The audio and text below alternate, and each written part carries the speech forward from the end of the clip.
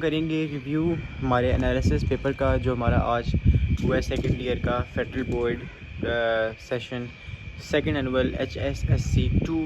ہم آج جو بورڈ کا ایگزام تھا میتھمیٹکس کا، ہم اس کا آج انالیسس کریں گے. اگر میں بیسیکلی اگر بات کروں تو paper was very horrible. Paper بہت ہارریبل تھا، especially the MCQs itself was very horrible. وہ بھی بہت ہارریبل تھے.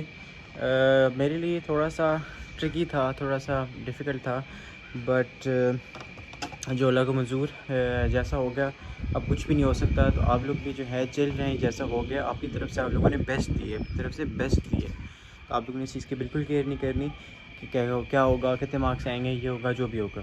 تو ابھی ہم چلتے ہیں پیپر کی طرف میں کیمرہ کرتا ہوں اور اس کا انالیسس کرتے ہیں کہ کون سا سوال کہاں سے کتنا آیا اور اس میں مسٹیکس کیا تھی. پیپر میں لانگ میں مسٹیکس تھی. آپ یقین کریں جب میں لانگ کرنے لگا تو جیسے ہی میں نے کوشچن نمبر 2 دیکھا کہ سائن انورس کا جو ڈومین دی ہوئی وہ تو ہے ہی غلط، تو اس کے بارے میں کیا ہوگا، اس کے میں گریس مارکس ملیں گے نہیں ملیں گے، وہ سب آپ کو اس ویڈیو میں پتہ چلے گا.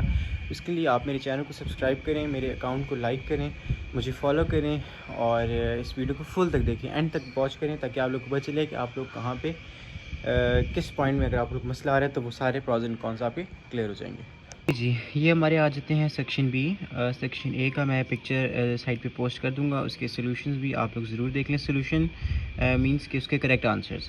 تو یہ رہا ہمارا کوشچن نمبر 1. اس کے میں نے سارے پارٹس اٹیمپٹ کیے آلموسٹ، بٹ بیچ میں تھوڑا سا لیگ جن میں کیا تو میں نے ان کو سرکل کاؤنٹ کر دیا تاکہ میں ان کو ڈیپلی تھورلی ریڈ کر کے ان کا سولوشن فائنڈ کروں.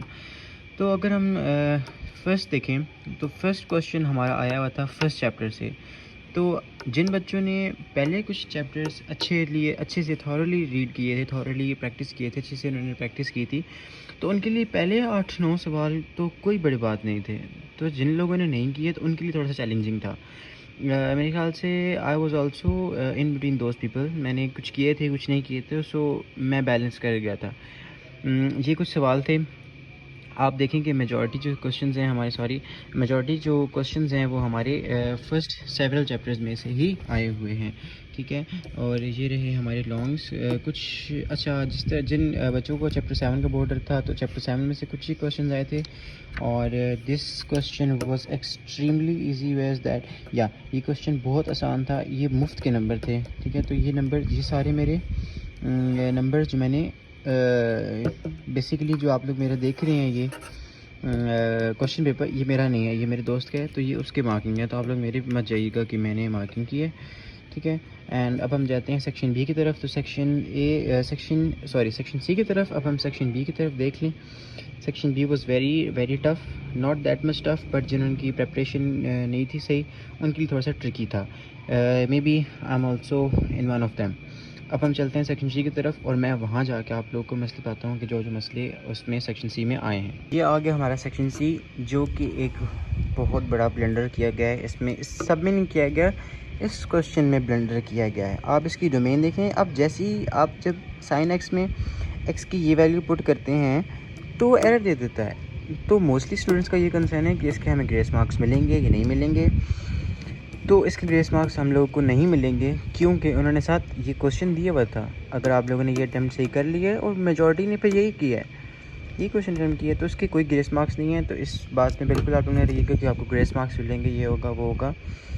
یہ کوشچن بھی بہت ایزی تھا، یہ بھی ایزی تھا، یہ تو بہت ایزی تھا اگر اس کی یہ صحیح دی گئی ہوتی ہے، ہمیں گیون ڈیٹا صحیح دیا گیا ہوتا. یہ کوشچن بھی ویری ایزی تھا. تھوڑا سا ٹائم ٹیکنگ تھا بٹ مینیج ہو گیا تھا. یہ ٹرکی تھا، میں نے یہ نہیں سوچا تھا کہ یہ آ سکتا ہے ایگزام میں، بٹ یہ آ گیا اور میں نے یہی کیا تھا. میرے دوست نے یہ کیا تھا بٹ میں نے یہ کیا تھا کیونکہ میرا اس میں زیادہ پریکٹس تھی تو میں نے اس کو پریفر کیا تھا. دس question was very also easy. میری انگلش بھی اولا بھی ہوگی میتھس کا ایگزام دینے کے بعد. یہ کوشچن بھی بہت آسان تھا. میں نے یہ اٹیمپٹ کیا تھا، یہ مجھ سے اٹیمپٹ نہیں ہوا کیونکہ میں اس میں رسک نہیں لینا چاہ رہا تھا، کیونکہ میں تھوڑا سا اس میں فمبل کر رہا تھا. سو آئی چوز دس ون.